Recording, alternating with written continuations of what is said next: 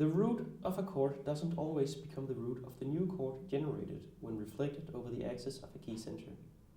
It's the same case with the third and the fifth, which means that in order for us to understand the notes of the structure of triads, we might have to rearrange them a bit.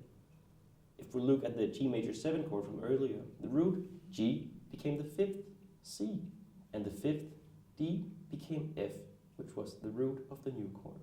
I'm sure most of you have seen the circle of fifths before, either related to this very subject or perhaps in a completely different musical context. If we depart from C and follow the circular motion, we'll come across all 12 notes in the chromatic scale divided equally in intervals of fifths, until we eventually reach our point of departure again. We'll mainly use the circle of fifths to visually show the relationship between both sides of a key center axis. Jacob Collier describes the center of the key center axis as a point between the major and the minor third, which in C major would be the exact frequency point between E and E flat.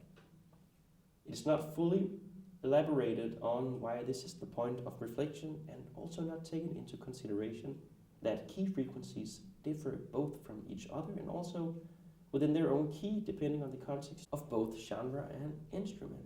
However, adopting the idea of the axis theory and applying it to the more classical way of creating a counter melody or phrase, we're able to generate the exact same notes by simply looking at the circle of fifths. We apply the same axis of C and G and use it to split the circle in half.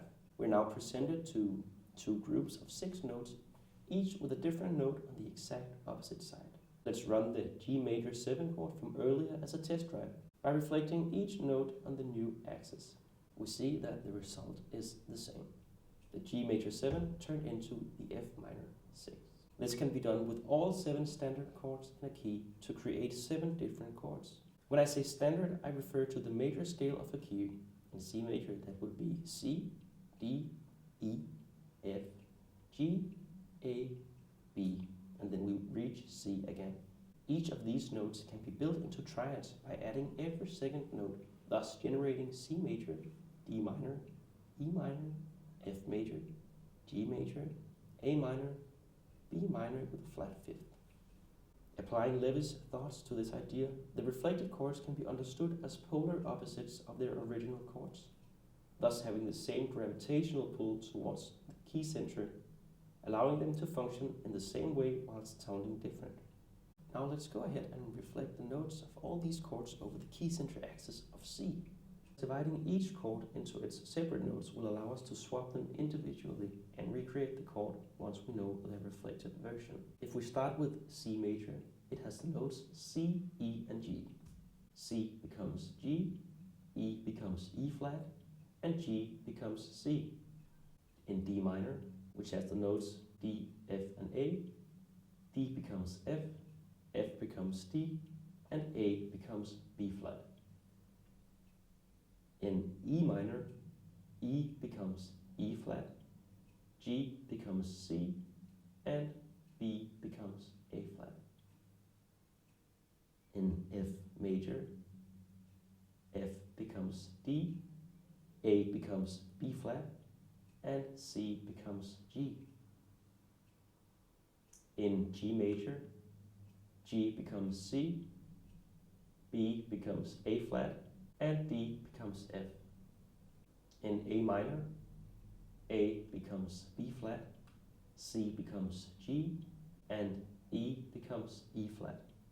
And the last chord is the B minor with a flat fifth. Now this chord does make sense in another way when the 4th note is added. That will either make it a diminished or half diminished chord. In terms of staying within the scale of C major, it would become a half diminished chord. But for now, we're going to stick to the 3 notes. And the 3 notes of B minor with a flat fifth are B, which becomes A flat, D, which becomes F, and F, which becomes D.